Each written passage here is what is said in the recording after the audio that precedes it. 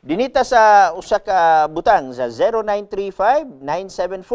0935-974-4681. Pastor, good PE, mangutana sa unang Pedro, Kapitulo 3, versikulo 19 o Kapitulo 4 sa versikulo 6. Kay wali man sa espiritu nga mabilanggo og wali sa patay. Idi balago diri sa San Jose. Thanks. Okay. Ato tanalig suon kini Brother Edi, kaning imong unang Pedro, Kapitulo 3, no? Atong tan-awon kung unsay giingon ni sa balaan nga kasulatan. Okay? Unang Pedro, Kapitulo 3. Nagingon diri, 19. Akong basahon, ingon siya diri. Okay.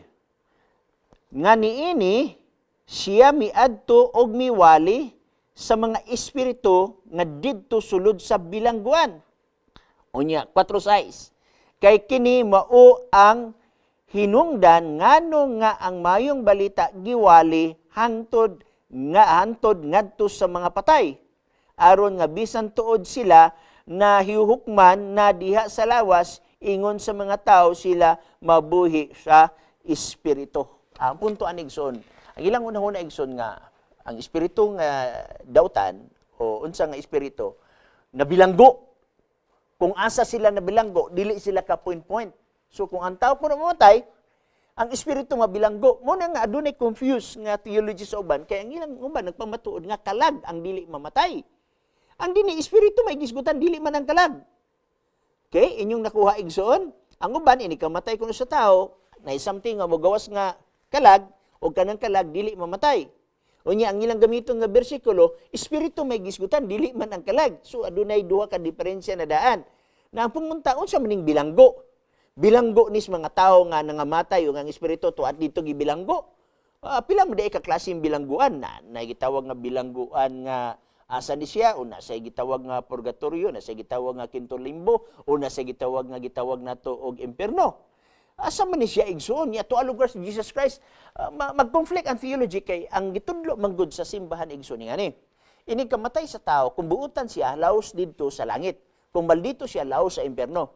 Kung dili siya madaladala ra ang iyang problema, didto siya sa purgatorio. Now, nasa lahi dedi bilangguan, wala ko kadungog nga naay nagdala ani nga theology. Nga napagi bilangguan, gawa sa purgatorio, gawa sa impierno, napagi bilangguan. Igsoon, wala gikaayo masabti kining mga puntuha.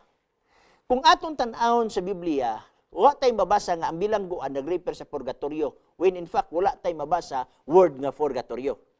Wala sad tay mabasa word nga quinto limbo. Wala sad tay mabasa nga word nga impierno nga naa karon panahon na. Wala. When in fact ang impierno igsoon coming, kanang kalayo coming. So imo makita nga wala. Now, asa man siya nga punto, kining word nga bilangguan, naatay mabasa nga word nga bilangguan igsoon, nag-refer sa sala. Galacia Kapitulo 3, versikulo 22. Atong tanawon. Galacia 3:22 nag-refer sa sala. Nayon dire. Apan sa ilalom sa sala, gibilanggo sa kasulatan ang tanang butang. Usbon ko. Apan sa ilalom sa sala, gipabilanggo sa kasulatan ang tanang butang aron ang gisaad nga pinasikad sa pagtuo kang Kristo Jesus ikahatag ngadto kanila nga nagpanuo. So, na ang tao igsoon nabilanggo. Asa ta nabilanggo sa sala. Kay ang tao nga naglapas sa sugo, ang resulta na igsoon kamatayon. Kay ang bayad sa sala mauman ang kamatayon. So meaning to say kita gibilanggo sa sala. Mamanggani nga kung imong tan-awon dinhi sa Mateo Kapitulo 18 igsoon, naigisgutan dinhi nga akong tanaw na nagingon dinhi, gitagaan sila kagahom, ingon diri. Okay?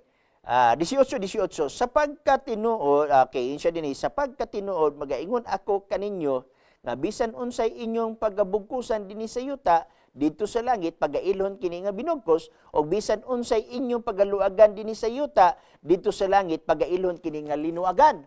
So ang tao di ay nga nawalihan sa mayong balita, inigdawat niya kang Kristo, nabalhin na siya gikan sa kamatayon ngadto sa kinabuhi.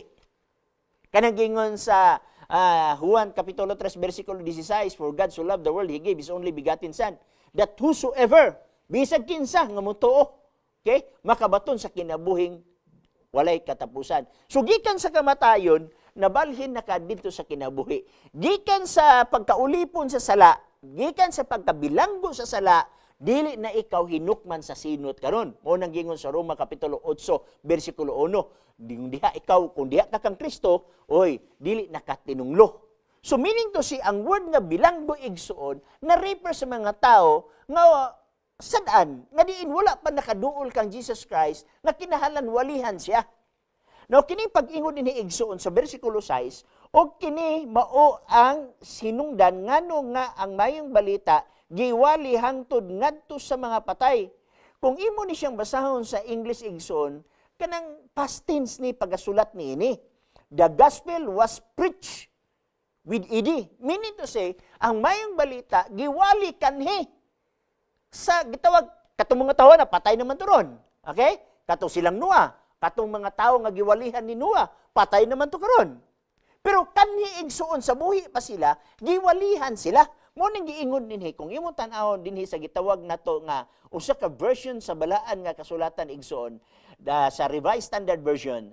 The gospel was preached even to the dead. So meaning to si kaniadto. Now, mo magani nga kung imong tiwason ang bersikulo 19, basahon nimo ngadto sa 20 nagingon.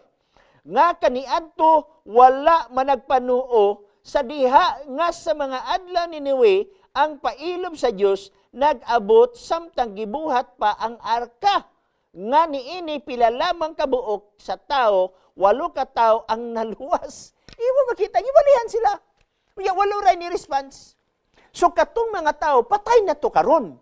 Pero niingon dinhi ang bersikulo, it was preached, past tense, meaning to say, giwalihan sila kaniadto sa buhi pa sila. Kay nabilanggo sila sa sala. Dili ng, usay, ang interpretation nila sa word nga bilanggo, mauna ang purgatorio. Wa tayo mabasa sa Biblia nga ang purgatorio gitawag og bilangguan.